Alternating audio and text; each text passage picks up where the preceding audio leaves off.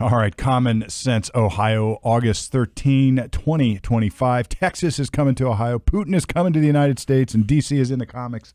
The world is on its ear. We're going to explain it all, that, and much, much more. CommonSenseOhioShow.com. Check us out. It's a neat little website. You can send us a question. You can send us a topic. Norm will cover it. Or if you just want to take on Norm in a debate, I dare you, online or elsewhere. He's happy to oblige. Trust me, I know. Personal. Brett not here today, but the show must go on. Fact of the day. So those who know, I do a this day in history, and I picked two things today. One, because it's sort of my youth, my comeuppance. Fast Times at Ridgemont High debuted today in 1982, August 13, 1982. Fast Time at Ridgemont High. Cameron Crowe film, I guess, wrote it and created it. It's funny. I thought about this. There's so much cultural stuff that came from this movie. Oh, yeah. But then I went back and watched it at one point. When I thought my kids were old enough to watch it, I realized that they weren't. I mean, if you see what's in that movie, it is insanity. Yeah. I mean, everything from abortion to... It's nuts. I mean, it is to drug use. Yeah. Skipping school. I mean, it is... but done sort of tastefully, I guess, is in a weird way. It's like you have teen sex with like an older guy. I mean, how do I say that's done tastefully? I don't know. But I got to thinking about this a little bit and how that has informed our... that was back in the 80s. So we were coming off the 70s. I was a young man in the 70s, or a young boy in the 70s. But that was in the 80s, and that sort of really informed the culture going forward. It did. Madonna was just getting going, and sort of the excess of the 80s. Yeah, I mean, it was kind of turbulent at that point in time. I don't think the boom economy had quite taken hold yet. Not quite, but it was coming. It was coming. And it was just sort of this free and loose, enjoy party style of the 80s that then was dashed by AIDS and some other stuff that sort of happened. So, it was like all this teen sex was going on and craziness going on and all this. I don't know if it was good or bad. And I'm sure somebody smarter than I has sort of tried to connect the dots here about where were we then and where are we now and how did all this happen? Because it really was it sort of mainstreamed all these things. No internet yet, really, and the personal computer wasn't really, hadn't taken the world by storm yet. You probably had your Apple II. Yeah, at the most. Or maybe your TRS-80. Yeah. So the other thing that happened, I think more significant, and I believe last week, August 6th, was the anniversary of the bomb. But today, in 1942, today, the government started the Manhattan Project to create the bomb. That 3 years later, I think what they did in 3 years.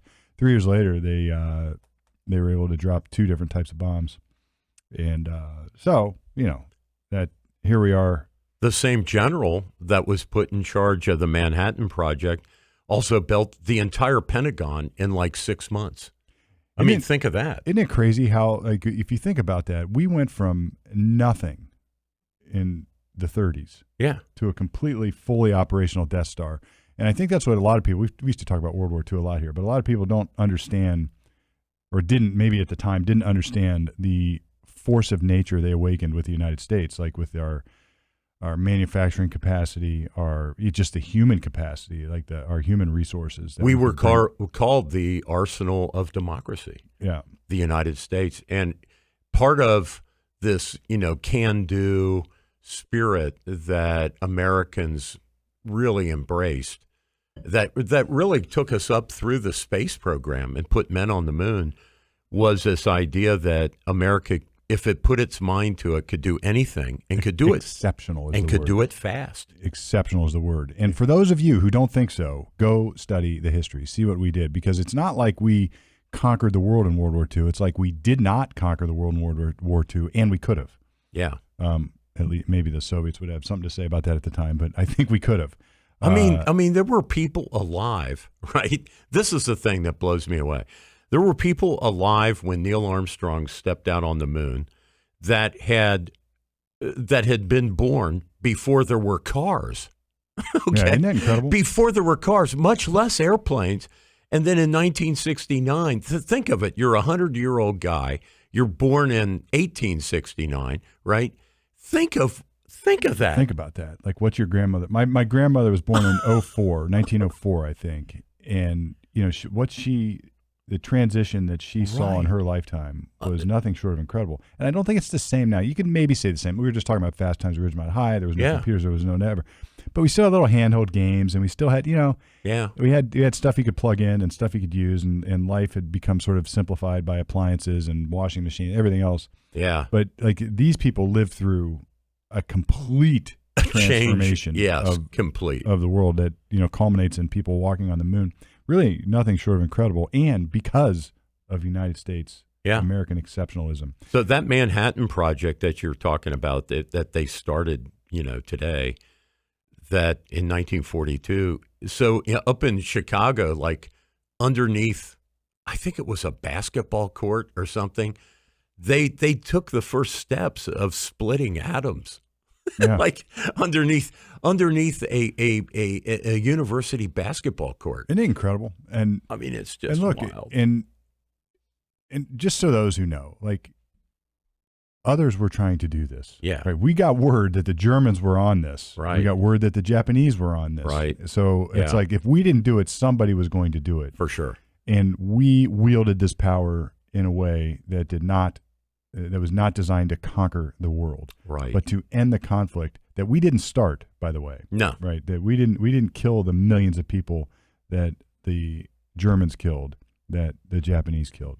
Right. And obviously later or during all that they industrialized, death camps. Like, I mean, they were factories of death. Right. So look, I mean, somebody had to do something about it. So why not us? All right. Well, look, lots going on. Norm, you want to talk about the DC Takeover? And I'm not talking about the DC comics here, but there is some interesting, I actually had to go back and brush up on this, but go ahead. Well, wasn't Superman a DC character? I think Superman, he was. I don't know who all the DC character was, but just put Trump on that face now. Yeah. And so he's. So imagine Trump wearing was Batman DC or was he? I'm not sure, but we should probably look that up. Like Jim Croce said, you don't put on Superman's cape. So I guess Trump is trying to do that, and probably successful. Yeah, so here far. We go. We got Superman, Batman, Wonder Woman, and the Green Lantern. Hold on, there's even more. These are the ones I know. Superman was invented in Cleveland, by the way. The guys who came up with Superman were Ohioans. The Flash, Aquaman. Then they got a bunch of people. They added to it later. But so I mean, I guess the latest Clark Kent is Donald Trump. Yeah, so, I don't know who Wonder Woman is, but anyway, the DC Takeover. So there's some interesting history here. You want to kick it off? Yeah. So back in 1973, probably as a reaction to the Vietnam protests that pretty much swarmed over D.C., took over the mall, that Congress decided to give D.C. some home rule ability to control, its own government and, but still have some strings to bring it back under federal control if necessary, if civic order was lost, that somehow there would be a mechanism for the president and the federal government to grab back control. So Donald Trump, as president today, these days, a few days ago, implemented that. And what he gets is 48 hours of control over the police, direct control as the president over the local PD for 48 hours. And then after 48 hours, he gets to extend that on his own initiative for a total of 30 days. And then the law calls for Congress. So his power runs out after a month, 30 days. And then if it goes beyond that, Congress has to sanction it. Yeah, and the reason Congress has the control here is because if you dial back the clock to that pesky document that those who want to get things done because they think they can, or that always gets in the way, the United States Constitution, Article 1, Section 8, Clause 17, basically laid the foundation for the creation of a district that would house the federal government. And, it granted, I think it was like 10 miles square, separate from any existing state. And the idea here was that we didn't want the federal government to sit under the jurisdiction of a state. Right. And, for all sorts of reasons, right? The All federal sorts of government had to reasons. be independent of a state, and, you didn't want to have Virginia or Maryland or one of these other states ostensibly having more power than the other states, because then the people would have gotten their panties in a bunch about that. And back then, Steve, as we know, from our history, federalism and what all that philosophy entails, the states were really way more powerful than the federal government. All the rights and powers were reserved to the states, other than the few things that were in the Constitution. And now it's flipped. Now the federal government has they've really opened up what the Supremacy Clause means. And the federal government is way more powerful now than it was at that time. Yeah, so 1790 we created DC, and just to give you, I guess we can put a little color to that history. For the longest time, I mean, there was, even in the time maybe your grandfather's life, Norm, going to a different state meant something. Oh yeah, going to a different state was, I don't want to say it's like going to a different country. It wasn't quite that, but you go to a different state, and it wasn't so homogenized where the highway system didn't exist. You're going on different roads, you're on different names for. I mean, it was just a little bit different. Yep.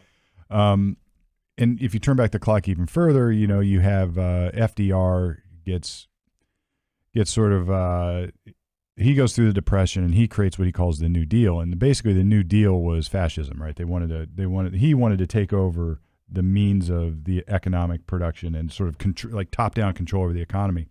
And the U.S. Supreme Court for the longest time says, no, you can't do that. The federal government doesn't have power to do it. Yeah. You can't. You can try all you want to regulate Jim Bob on the farm and tell him what he can grow and what he can't grow. But sorry, FDR, you don't have authority to do it. Yeah.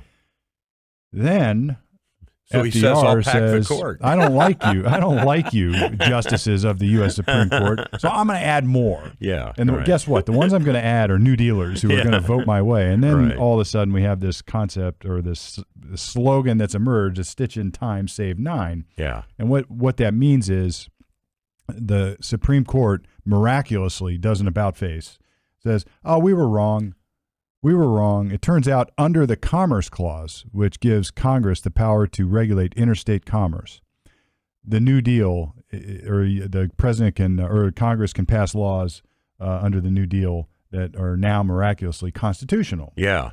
And what that was is, so the Commerce Clause basically was this limitless bucket of power for Congress to regulate the states. Yeah. And careful what you wish for, because now we've created that's what basically fueled what we now see as this modern megalith of the federal government. The swamp, right? I mean, and then, if you couple that with the administrative state of government that came along with the New Deal, that was actually started by, was it Woody Wilson? But anyway, we now we have this sort of Leviathan, to quote Hobbes, of a government that you can't get rid of. What they say is, like, you accidentally probably break a couple laws every day, and you have no idea. You don't even know it, right? Because there's all these regulations and things that just starting your car and commuting to work, you've probably broken a law or two, and you have no idea that you did. Like you refilled your lawnmower gas can the wrong way, or bought the wrong light bulbs. Can we just talk about gas cans for a second? Because those the safety ones, you can't dump anyway. Yeah, insane. But this has parallels to what's going on today, because now we have, back when Biden was running, and right before, or in Trump's last presidency, you started to hear rumblings about packing the court again.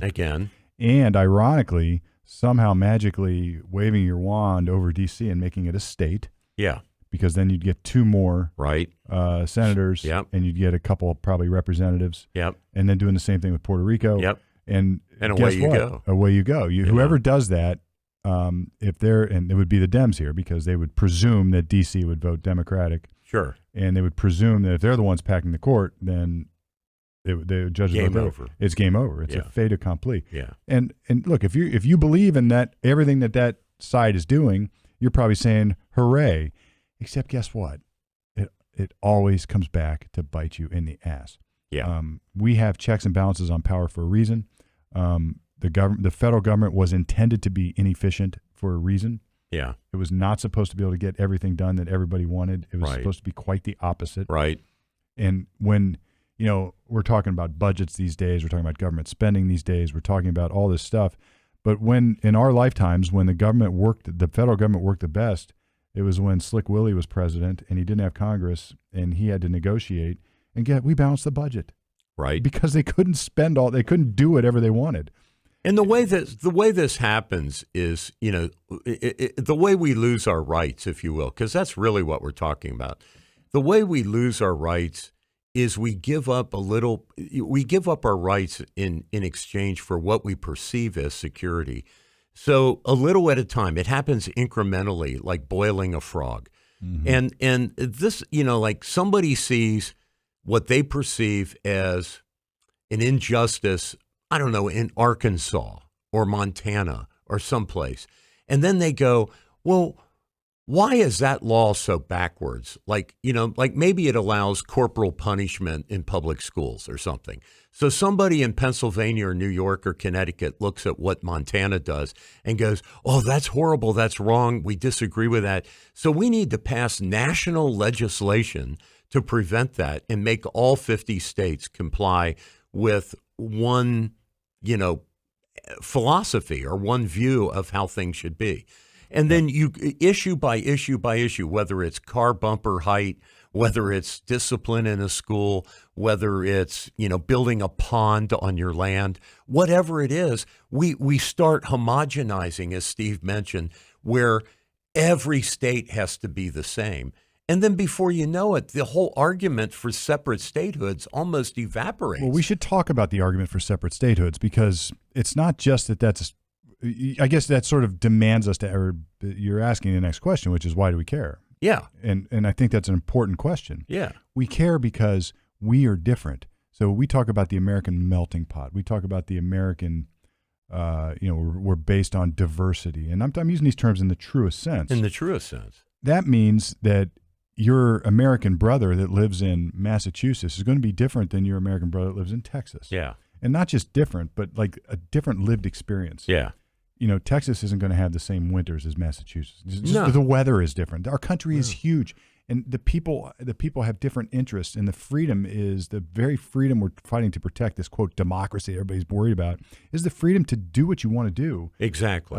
Right. And live the experience that you want to live. Right. Within a certain framework. And if you try to make the people in Texas live like the people in Massachusetts, it's not fair to either. No, it's just not. No. And, so right now everybody talks about the coastals, and the coastal elites, and that's what they're doing. Oh, yeah. They have decided that they know best. Yeah. And they're going to cram all this down. Yeah. And the people have basically, I think at this point, stood up on their hind legs and said enough's enough. And I think now we have Trump, and that's what they got for that. They got their worst enemy. It's sort of like in, what's another movie reference? Ghostbusters. Conjure up your biggest fear, and it was the Stay Puft Marshmallow. So they got Trump. The people conjured up the biggest fear of the other side, and it was the Stay Puft Marshmallow Man. And it's Trump, and he's basically saying, "No, you can't do it," and we're trying to dismantle. And he's dismantling this, or he's at least trying. That is a great scene. They're telling Rick Moranis, "No, don't think of it. Don't think of that thing," and then he thinks of it. It's beautiful. Well.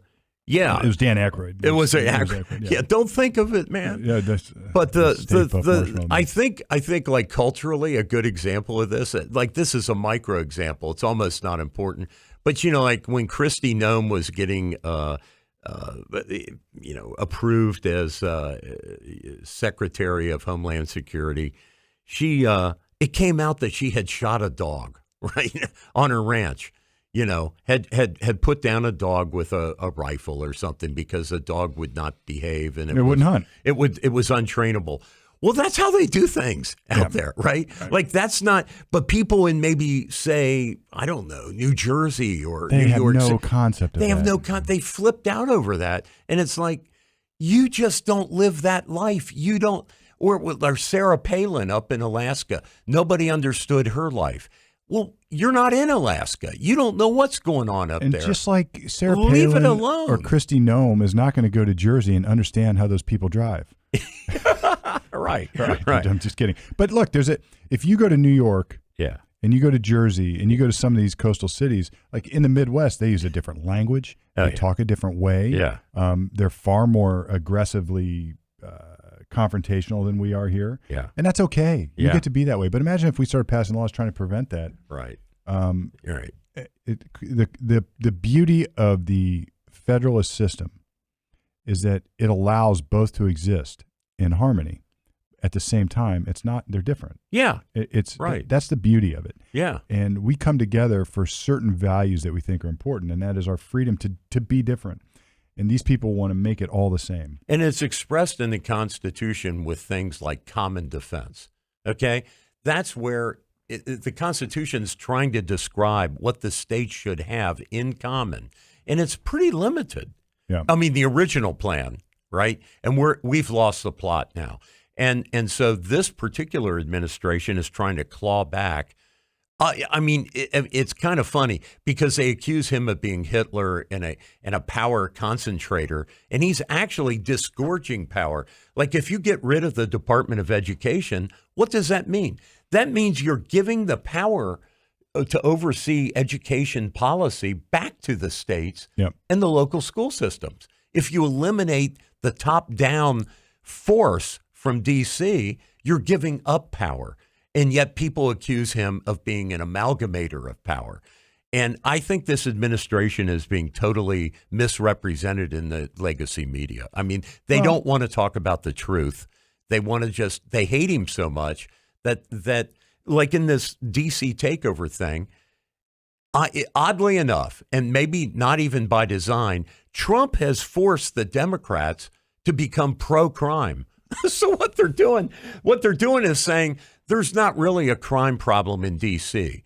So I'm watching CNN last night, and they have an ABC anchor, a female, who said she was sexually assaulted by a guy who was let out 5 times by the D.C., the lower court, criminal court system in D.C. Let this guy out 5 times, recidivist sexual assaulter, and he assaulted her. And she's saying she doesn't feel safe on the subway system, at the park and rides, on the bike trails. None of this stuff feels safe to her after being assaulted, right? And she is saying there is a crime problem, and yet the Democrats are trying, Hakeem Jeffries, hey, Trump should not be doing this because we don't really have a crime problem. I mean, so basically they're saying, We're pro-criminal in effect. Well, how can you be anti?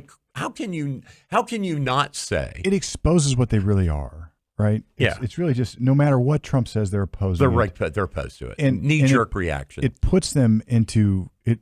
There's an old logical fallacy called, I think it's reductio ad absurdity, reduced to absurdity. Yes. And the idea is you take the other side's argument and you reduce it to its absurd nature. And Trump is sort of doing that, right? Like he's calling how can you possibly feel that there's not a crime problem? Or are you just opposing me because it's me? Yeah.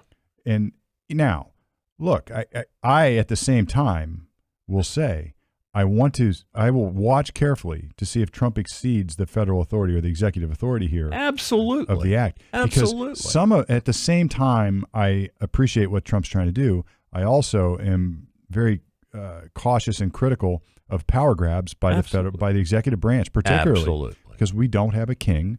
No. We have an executive branch, and really, it was almost intended by design to be the weakest of the 3 branches. Exactly. It used to be. Yes, it was. It was too weak when it first started, or when we first created it. But so we've got to be very mindful of that. And here's the problem that we've run into, and it's all, and we can move on, but.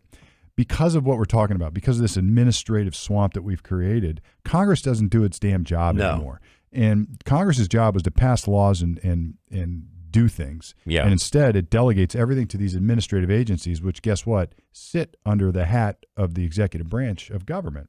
So we've blurred the lines of the balance of powers, and this is what we get. Yeah. And, if somebody could wave their magic wand and get rid of, and Trump tried, I don't think he's going to be successful, but if you could wave your wand and get rid of these these huge, meaningless executive swamp agencies, I think there'd be a learning curve. Yeah. And there would be a little bit of a hurdle to get over. Yeah. But it'd be smooth sailing after that. Well, like the Corporation of Public Broadcasting is all rolled up now, right? They got defunded.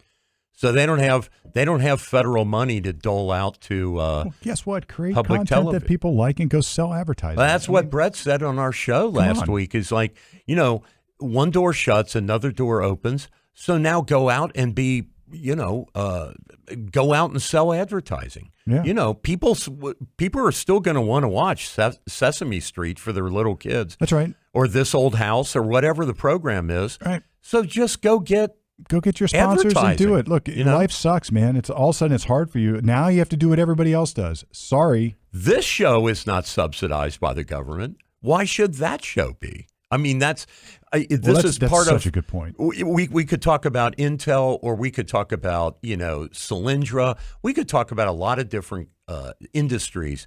And the idea that the federal government picks winners and losers, or Jobs Ohio here in Ohio decides to fund Intel or Anduril or some meat processing company is ridiculous. Yeah. Why they're picking one and not the other. When the government puts its thumb on the scale, it throws everything out of whack.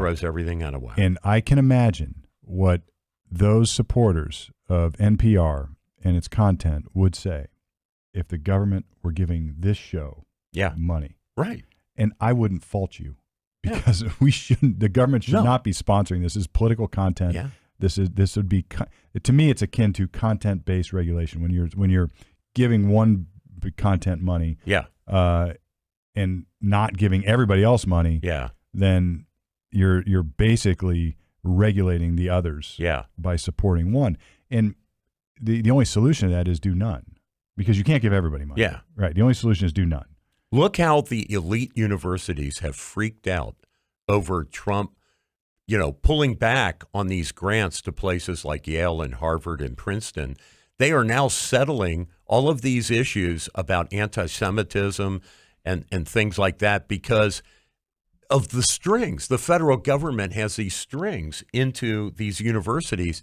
And, of course, it was always a one-way thing. Everybody was happy to just throw money at him.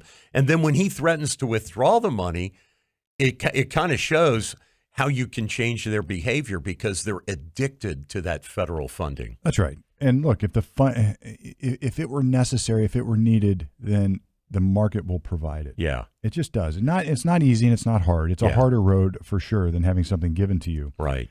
But when's the last time you got something for free that was actually that great? Yeah, right. I mean, really. No such thing as a free lunch, really. So, all right. What's going on in Ohio? Well, yeah. So in Ohio, I'm dubbing this the Cincinnati Six. So they, I think in order to calm down the city, because that city is on a bubble, that city could go one of two ways. And the local FOP and some of the people down there that are involved in law enforcement have said this city is teetering. It could go full donut hole like Columbus is sort of undergoing, where people are emptying out the city center. Like we're trying to, in Columbus, for example, have the short north, where people invest millions of dollars into condos and bringing back these old mansions and homes. And if that doesn't work, we'll hollow out the downtown like Cleveland has done. And then people go to the suburbs and you create this donut hole. Well, that's going on in Cincinnati. Downtown, they don't have the shopping. They don't have the nightlife like they used to have, say, 30, 40 years ago. In spite of things like the Over the Rhine having the casino and, some of the microbrews and stuff, when people are getting beat up and assaulted in the Over the Rhine in a festival. I mean, it was a public.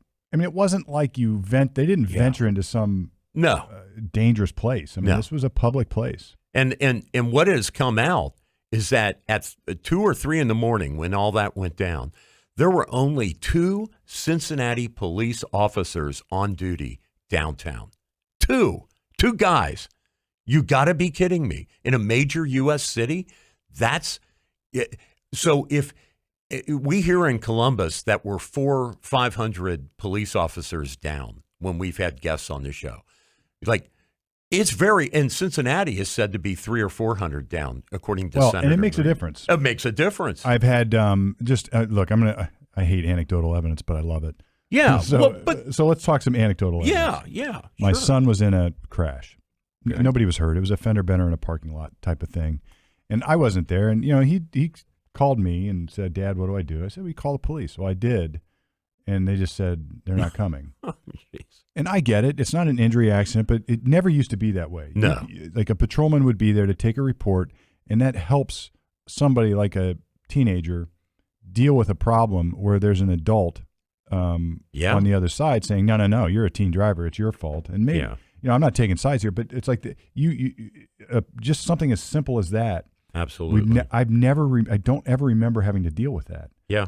Now, except for you would hear that on the news sometimes during snow emergencies, reports only, don't call the police. They're busy doing other things unless it's an injury. But now that's the policy. It's a policy. Across the board. And you can get rolled very easily. There's a lot of people that, they say exchange information. Well, when it's just voluntary and some guy says, okay, my name is Joe Smith. F you, bye-bye. Yeah, I'm Joe Smith. I live at 123 USA Street, Columbus, Ohio. And then they say, bye, kid. Yep. Okay? And that's it. You're no ticket, no report. So we end up in this weird. But this pushes us into places we don't like. This pushes into bad places. Yeah. So people are getting dash cams. People are this promotes road rage and vigilantism. It kind of does. So if somebody hits your car and they say it was your fault, and I say no, it was my fault or your fault, my fault, your fault, my fault, your fault, my fault. So somebody's chasing somebody down and saying, look, you're supposed to give me screw you. I'm not doing it. Yeah. Think where this goes. And look, you just heard me rail against government intervention and things, but this is what the government's supposed to do. Well, right. This is like the basic function. This is retail safety where the rubber meets the road. Right. Basic infrastructure, common safety. And I notice it around Columbus in the street. Like, is this what's happening in Cincy? It's happening in Columbus. It is. It's a wild west. We had somebody walk into the building, wander around, and take what they wanted. Yeah. During business hours. Yeah. It's like, that never happened before. No. Not in this city. No. Not in this city. And it's and the employees at stores now get in trouble if they try to intervene. Yeah. Like they're the bad guys. Well, that's so right. Somebody goes up to a shoplifter and says, hey, I got to call my manager. You stay right here. So what's the cost, right? What's the cost? Yeah. Here's the cost. I called out the security company, and it's costing me thousands of dollars more to install additional security that regulates access to the building.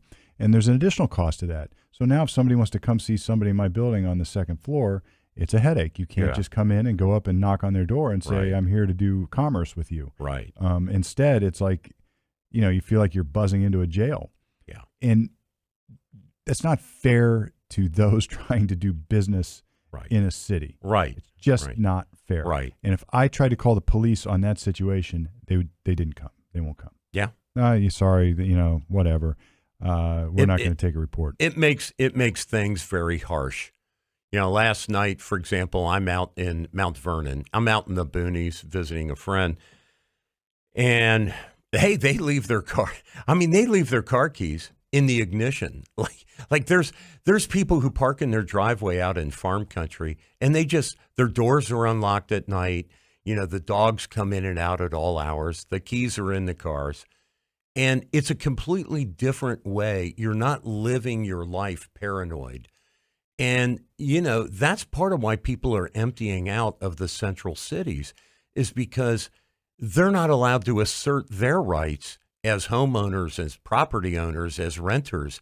They're being victimized, and basically, the local infrastructure is piled up against them and is more interested in preserving the rights of the perpetrators, or at least that's the way it feels. And so people are like, well, gosh, if I can't defend as a homeowner or as a renter, if I can't stand my ground, or if I can't, if I have to worry constantly about my wife when she parks outside of my home, walking to the front door, and that 20-foot walk becomes an exposure that's unacceptable, people are going to move. They're going to move. Right. So look, we are, and this is relevant. I'm going to cover one more branch of this little topic, and then we'll move on. But this is relevant to what's going on in New York City. So New York City is about to elect. Oh my gosh! In the bastion of capitalism and free trade and free markets, yes, a communist, the largest city in America. I'm not adding. This is not my label. He is a communist. He is a stated communist. Straight up. He is advocating for the government takeover of all commerce and business and property. I mean, this is communism. So what's going to happen in New York City? It's already happened, but now it's going to be like the final cut. Everybody's going to leave, and I don't know what's going to. I don't know where this goes. Is the heart of commerce for the world going to move to Florida? It might. It might, or at least it'll be all remote, or even out of America to Geneva. Maybe. I mean, I don't know. Right? I guess you're right. One door closed, another open. Somebody's going to see opportunity here, because you can't just tell people you now owe 85% of your income to the government. People are going to leave. Yeah, they're going to leave. You can't just tell people we're going to take over the housing. Well, guess what? The last time the government controlled like high-rise buildings and did all the maintenance and control of that, it went to they can't do it. Yeah. They don't know how to do it. Have you heard of Cabrini Green in Chicago, right? Which is now like an empty field. That was the government's idea of public housing. It never worked. And it just became like a center of murder. Like people are getting killed every day at Cabrini Green. They finally had to just destroy the building. Even in Columbus, this has happened. So when the government employs things like rent control, you're telling private property owners that they can't charge the rent that they need, and what you're really saying is, we don't care what your expenses are, Mr. Private Property Owner, to maintain this property. We don't care what your expenses are to provide a habitable dwelling. Right. We're just going to tell you that rent is X. I don't care. Right. And the reason the government doesn't care is because it doesn't even know. It has no concept of what it takes to maintain something, because they've got an endless bucket of money in their own property, so they just do whatever they want. But on the private side, what happens? A, it either goes to crapola. Yeah. Or B, they stop renting to people. Yeah. And they just sit. Or C, there's a black market and people lie and say they start subleasing. Like a guy, he gets a rent control price. And every time a new renter moves in, there's an incremental increase that they're allowed to do under the law. So what they do in order to dodge that, let's say I graduate from, some university in New York City. So I'm going to leave. What I do is I advertise my rent control apartment is available on the student bulletin board. And then under my name, a new person just moves in. Right. And so the rent never goes up. Like, the same person is ostensibly still renting it after 20 years, but they moved out 16 years ago. But their name is still on the contract, and every subsequent renter moves in under that name. So people start playing these kind of games, and the landlord never gets to increase their rent. And so what do? They sell. And who are they selling to? Outside investors. They're just going to come in, and they don't care because they got enough money. They don't need to rent it. They're going to sit on it. Or they'll think, all right, well, look, the property values are so low here. I'm going to go buy that apartment in New York City, and I'll just use it as my little vacation. In fact, why don't I buy two? I'll buy one for my buddy Norm, and that way we have a place to stay when we go visit New York City. Yeah, and that's what. And what does that do? Yeah, so that decreases the supply of rentable habitation, and then that screws up the rent market even more because there's fewer apartments to rent or fewer houses to rent, and that increases the price. Except the prices are frozen. So it's just like. This is my woodworker analogy. Anybody who's you've heard me say this. Yes. Anybody who's tried to build a picture frame with perfect 45s and it's a little bit off, so you think, I'm just going to shave this one a little bit. Well, then when you get to the third one or the second one, that's off. Or certainly by the time you get to the end, it's totally off. It's off by a quarter inch. Then the picture won't fit in the frame And then anymore. you have to shrink it and say, I'll just make it a little bit smaller. And then pretty soon you don't have a mat, and then pretty soon you don't have anything. You can't do it. It's an endless problem. Yeah. And we saw this during the illegals being put up in the hotels in New York City. That's right. All of a sudden, conventions that had booked blocks of rooms for huge money-making conventions for New York City, right? You're going to have, you're going to have all these Shriners come to New York City, and they're going to rent 2,000 rooms. Well, they call to the hotel to make reservations, and they go, oh, those blocks have now been taken by the city council illegals are living in and these. think what that does then. So then the hotels that don't have that, the prices skyrocket. So people don't go. And they cancel conventions. And then they don't spend money. They don't have conventions. Like you can't just do this, folks. It doesn't work. It doesn't work. All right. So more Ohio on the sports side, Norm. Yeah. Texas is coming. Arch Manning is coming to the Horseshoe at noon, which sort of pissed everybody off here in the state. High noon, man. At high noon in the shoe. Texas, Ohio State, week 1. Which, look, I'm a football fan. I played football. I love it. Yeah. And I love this for the community. It's a great sport. And, Ohio State's done some of the stuff they're trying to do, I think, is sort of foolish, but they're giving away towels now, or like they're trying to create their own version of the terrible towel. They're trying to, I don't know what they're trying to do here, but I don't think it's going to work. I will voice my criticism and then my support. My criticism is one of the things about Ohio State football is this, and everybody says it, but we mean it, darn it, tradition. Ohio State's one of the original schools. It's huge. It has a tradition about it. You still see the old geezers in their tailgates coming up, and I say geezer my dad used to use that in a dressed up as molecules or whatever they whatever. are. They look crazy. I use that in a very affectionate way. Yeah. I mean, the old folks who went to school there, it's like the tradition of Ohio State football, it hasn't really changed. We didn't do all the crazy stuff. Now, look, Ohio State fans have their problems. We have our sores. They get out of control sometimes and they burn dumpsters, but hopefully that's not control. But anyway, I think what Ohio State's doing is artificially trying to create something different, and it doesn't work that way. So don't try. It's not going to work. But it doesn't mean we're not going to beat Texas. Arch Manning coming in. Julian Sand, I think, is announced as the quarterback. I will see for Ohio State. But a huge game. I love this. I love seeing. I hear that Brian Day is still doing his little head fake. Ryan Day. You can't. Ryan Day. Don't screw it up, but not on our show. No. Ryan Day is still doing his little head fake and is talking about this Lincoln kid as possibly going to be the starter. But we know he's not. But I think he's trying to get Texas to get prepared for two different styles of quarterbacks to throw in a little bit of confusion at them. But I don't think it's working. It looks like Ohio State's favored, at least marginally, but we'll see. I guess we'll see.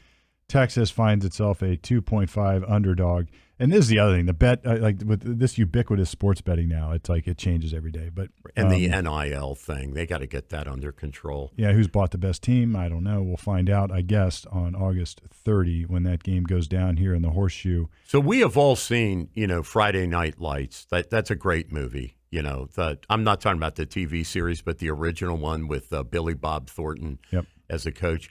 That's based on a true story. That's real.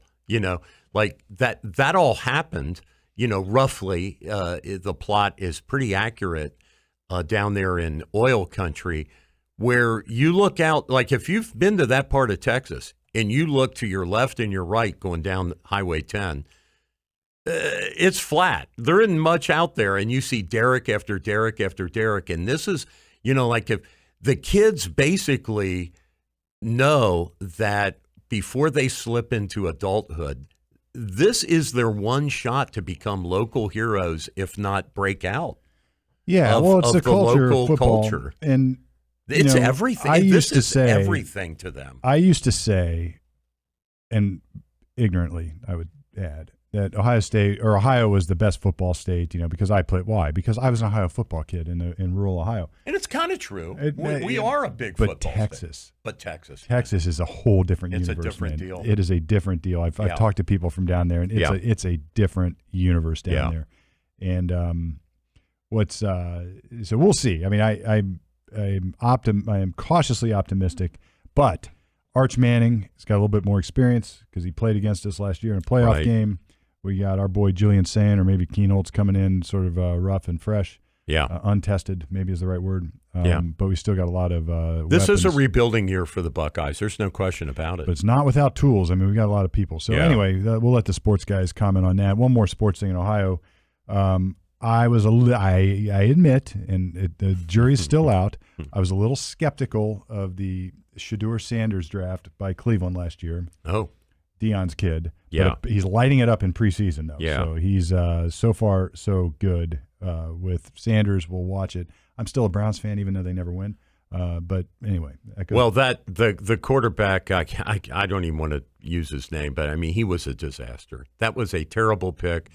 You know, in my opinion, they should have kept old what's his face that went down south, and he ended up having a couple of really great seasons, and they should not have gotten rid of him. No, and that was a mistake. Cleveland makes perennial mistakes. Perennial, it seems. But anyway, we'll watch Cleveland. I'm optimistic for the Browns. I am certainly hopeful and optimistic for the Buckeyes. Yeah, and that's Ohio sport, which is great. So Ohio makes it big again. I'm going to talk a little financial thing here. There's a lot of news out of China right now. I mean, they have this, I can't pronounce the word, but so I'll just call it the Chicky virus. They've got some kind of crazy virus. Of course. That's, the next big COVID thing or whatever you want to call it. And it's supposed to be very lethal and all that stuff. So they've gone, full fascist, just like they did during COVID, where they were welding people into their apartments, welding, metal doors shut so that nobody could leave their apartment and therefore, in their mind, not spread the virus. They're demanding everybody in China get blood tested.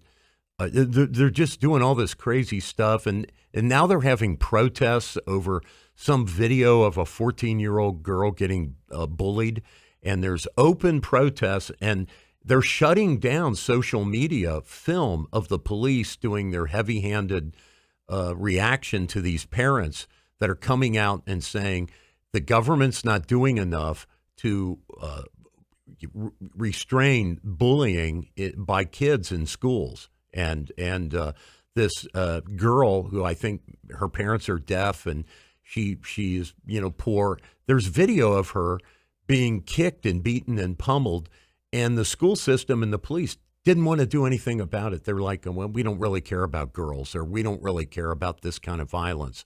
Like, if you're not violent against the government, basically, we don't care what you do. You're just people, and it doesn't matter. Well, these people took to the streets, and the police have been, knocking heads, and all of that now. Unlike in America, where we still have some freedom of speech, they don't have any. Well, careful what you're trying to do here. You want to create we did this during COVID. Yeah, exactly. And fortunately, we woke up and pumped the brakes a little bit. Yeah. But after 2 years. After 2 years, and I was railing against this, and not to brag, but it's like I wasn't the only one. There were a lot of us railing against this, being shouted down and saying you're. Whatever, all the peer pressure to go protect the world from COVID. Well, and they're deplatforming people. And, certain doctors, like Dr. Bhattacharya, who's now like head of the CDC, and, a lot of these doctors, Scott, what was his name? A lot of these doctors that were trying to advise Trump against some of these policies, and then Biden just went full bore. Yeah. They were deplatformed. They were not even allowed to express their medical professional opinions. Yeah, it just is. It was crazy. It is lunacy, medical lunacy. Scott Power, that was his name. So at any rate, the other big story out of China that I think is it's actually out of the U.S., but how we're handling. So we all know of situations where China has either done aggressive pricing or even has done loss leader pricing in order to destroy an American industry and more or less take it over. And they've done that, for example, in the tool business. So if you buy a Mac or a Snap-on tool these days, odds are, or even like it used to be a great brand like Crescent wrenches, if you buy that at Ace Hardware, look at the package, and most of these tools now, even by high-end American tool sellers, those tools are being made in China, by and large. And they have just taken over, like Craftsman, and all these brands are now Chinese. So at any rate, Trump has kind of flipped the script. So China's military, which obviously is an adversary, they need these chips. They need these computer chips, right? So instead of denying them any chips, what the Trump administration has decided to do is go ahead and sell the Chinese military chips in order to not force them to start their own domestic production of chips. So what's happening is they've approved, like NVIDIA and AMD, they're allowed to sell to the Chinese, the Chi-Com government, which is going to give these chips right to their tanks and airplanes and their boats and whatever they're going to use these chips in. We know that. And people were like, well, why would you sell chips that are going to go to the... Well, because we don't want them to develop a domestic chip production industry. And what Trump has told NVIDIA and AMD, they have to give 15% of the sales money to the U.S. government. If you will, it's like a reverse tariff in a way. Or you could say it's a it's a pre-sale tariff. So we will be getting money into the U.S. Treasury. We will also be selling them just enough chips, and not the most latest and most sophisticated chips, by the way, but like mainstream chips that will then they won't have a need to produce on their own. So in a way, we are keeping our edge, or at least the strategy is to keep America in front on the chip making business. Which is pretty sophisticated, pretty smart. We are doing now to the Chinese what they used to do to us. Yeah. So I think it's brilliant. Well, with that, I think we've covered what we can cover. Yeah. What's good and bad in your life, Norm? And at the end, I want to promote a show, Steve. So when we do this, maybe we can promote one of our future shows. The losers to me of the week are the people, in a way, it's a funny story, but I'm glad it's happening. So we have this thing now that's going on where these comics, at late night comics, who haven't been funny in like 10 years, like it's just been, they've alienated half the country, Stephen Colbert and Jimmy Kimmel. They have just, like, it's just anti-mainstream humor, like every night, like making fun of people that don't want their kids to use, common bathrooms with adult men and things like, and girls having to have boys on their team. Like they make fun of the mainstream culture and, obviously Trump also. And so the rest of us are just not watching them, and they're losing their jobs now. Yep. And Jimmy Kimmel says he got Italian citizenship. He's so afraid that Trump is going to put him in prison. This is the kind of, That's such nonsense. Yeah, this is the kind of crack. Because when's the last time that happened? Yeah, right. This is the kind of crack eye he's on. He's it's theater. It's theater. So I love the fact that finally Paramount is looking at the sheer numbers. Why are we paying Steve Colbert $40 million a year? Well, look, they can if they want. But he's not funny. But he's not and making he has money. no audience. He's lost $10 million a year for how long? I don't know. Whatever it is. So. And my winners, once again. And I hate to say, like Steve said, he told you so about COVID. I'm going to say I told you so about the tariffs. So, okay, we've got tariffs. But they weren't tariffs just designed to bring in money. They were tariffs, as I said, back when they were implemented in February of this year. They were mainly designed to put us on an equal footing in terms of competition. And in spite of that, the winners the last couple months have been investors. I mean, check out your 401ks, people. I'm sorry if you sold your stocks because you missed out on a huge boom. And, there'll be a correction at some point. But, like, the stock market's been at all-time highs under all of this concern and worry about how the tariffs were going to crash the economy. It hasn't happened. And, in fact, investors are making a fortune right now. Well, for another day, we'll give another side of that coin. I'm not totally disagreeing with you, but there's a little bit of a pushback. I know. So anyway, yep. My good and bad. It's I've covered some of this before, and I love to do this. I love when the same topic provides both good and both bad. Yes. So here's the bad. My son, as I am a proud father, has signed up, and he is now in basic training for the Army. And prior to that, he graduated from, I'm going to call it out, Upper Arlington High School. And at the graduation, there was not a peep about the military, the kids who were joining the military. There's all sorts of fanfare about those going to college. There's fanfare about doing this and that and the other. But, captain of the football team, like all that. Yeah, but there was like a little, and even the symbol next to the name was, it was sort of a little bit degrading. I mean, it just is, It is so. Anyway, Yeah. we got the yearbook.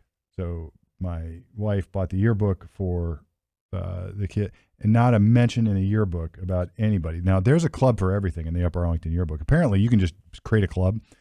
So there's clubs. There's 50 clubs, and they're all referenced in the yearbook, and there's like 5 kids in each club. Yeah. And it's absurd. It's totally absurd. Yeah. And you can imagine what the clubs are. I'm not even going to go through the names. You can imagine what they are, but not a peep about them. That's the bad. Here's the good. He's not a peep about serving your country. Right. That's what Steve's saying. Right. You got to be kidding me. Now, the good is that military enlistment is up significantly. Yes, it is. That my son is doing well with his others in boot camp and having a great experience. I'm watching in this short amount of time, in the little communication I have with him turn into a responsible young man. Yeah. So he's a great man. Hats off to the U.S. kid. military, and hats off to those who volunteered. Hats off to who are serving now.